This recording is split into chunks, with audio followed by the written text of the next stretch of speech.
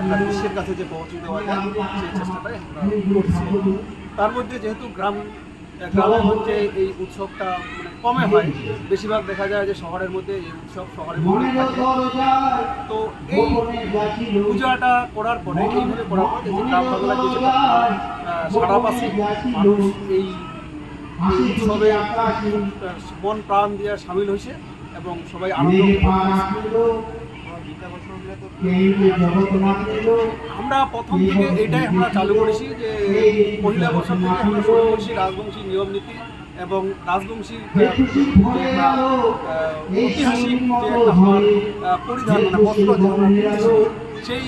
বস্ত্রটা যেটা কয় পাটানি, সেই পাটানি রূপে আমরা আমার আই দেবতা বা আই মা আমরা পোশাক পরিয়া আমরা তার পূজা করেছি এবং তার আশা করি যতদিন আমরা আসি বা যতদিন এই যে আমরা এটা সৃষ্টি করনি বা এই যে একটা পূজা উদ্বোধন করনি বা উত্তোলন করনি, এটা যতদিন আমরা করিব এই নিয়ম এই নীতি এর সাথে আমরা চলি।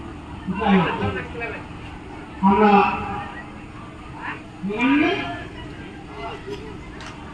মদন ভাই পিটিএর নামাতে না আমাকে মোমবাতিতে আমরা মোমবাতিতে করব এই মোমবাতি আমরা দিলাম এই মোমবাতি সবাইকে বলতে লাগে এই মোমবাতি দিয়ে মানুষ সমাজে